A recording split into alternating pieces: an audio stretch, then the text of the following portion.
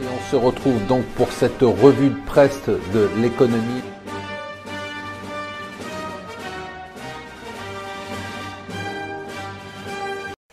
Bonjour et bienvenue sur Mon Financier pour la revue de presse de l'Écho. Nous sommes le mercredi 22 février. Allez, on commence par une bonne nouvelle. L'emploi des cadres en France, l'embellie se confirme, nous disent les Échos. On retrouve des niveaux d'embauche des cadres de 2007. Tous les secteurs sont à la fête, en particulier, bien évidemment, l'informatique et les télécoms. Allez, on continue sur un truc qui est vraiment surprenant. Mais les mecs, vous avez vraiment quelque chose de bizarre dans la tête, hein. Le livret A. Plus de près de 3 milliards de collectes sur le premier mois de janvier. Mais pourquoi mettre son argent dans un truc qui rapporte 0,75%? Maintenant, c'est inférieur à l'inflation. C'est quand même très, très bizarre, alors qu'il y a énormément d'alternatives, bien évidemment. L'assurance vie, toujours incompréhensible. L'année dernière, pourtant, les Français avaient retiré au mois de janvier 810 millions d'euros de leur livret A. Et puis là, ils en mettent énormément. Ça veut dire que d'abord, ils ont de l'épargne, ce qui est quand même assez étonnant, qui continuent à épargner et qui mettent cette épargne dans un truc qui rapporte pas grand-chose. Allez, on continue les bonnes nouvelles. L'économie de la zone euro va très très bien. Les indicateurs se suivent et se ressemblent et ils indiquent que tout va bien dans le meilleur des mondes dans l'économie européenne, ce qui est quand même une bonne nouvelle.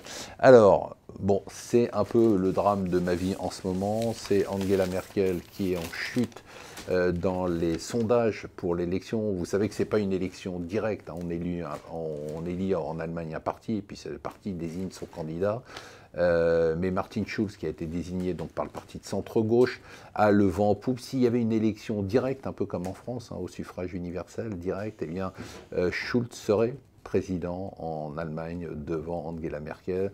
Là, quand on s'en tient au parti, c'est extrêmement serré, mais dans certains sondages, le SPD de Schulz est devant le CDU d'Angela Merkel. Alors, ce qui est quand même très très étonnant, c'est qu'hier, Schulz s'est attaqué aux fameuses réformes de Schröder, ces réformes de 2010, le fameux agenda 2000, ces réformes de 2003, ce fameux agenda 2010 qui a révolutionné, totalement réformé structurellement l'Allemagne, qui a fait que l'Allemagne aujourd'hui est dans la situation dans laquelle elle est, qui lui permet d'avoir tous ces clignotants au vert et au vert vif. Et bien voilà qui dit, ben non, finalement tout ça, il faut le changer. Oui, ça a peut-être marché, mais finalement on n'a pas fait assez de social. Alors oui, c'est bien évidemment des propos électoralistes pour essayer de séduire la frange de la gauche de son parti, mais tout de même c'est étonnant que, alors qu'on brise un tabou qui était respecté partout dans le monde, même en France, même à gauche, on disait que les réformes de Schröder étaient des bonnes réformes. Alors, vous voyez, tout change, on vit quand même une période très compliquée. En attendant, ça continue sur les marchés, encore de nouveaux records hier, les indices américains au plus bas après une envolée de 0,60% sur, bien évidemment, on le dit toujours, hein, les perspectives de réduction d'impôts aux États-Unis, les perspectives de programmes de relance, et puis les indicateurs économiques en Europe qui sont pour l'instant extrêmement bons. Voilà, restez avec nous sur Mon Financier, je vous souhaite une bonne journée.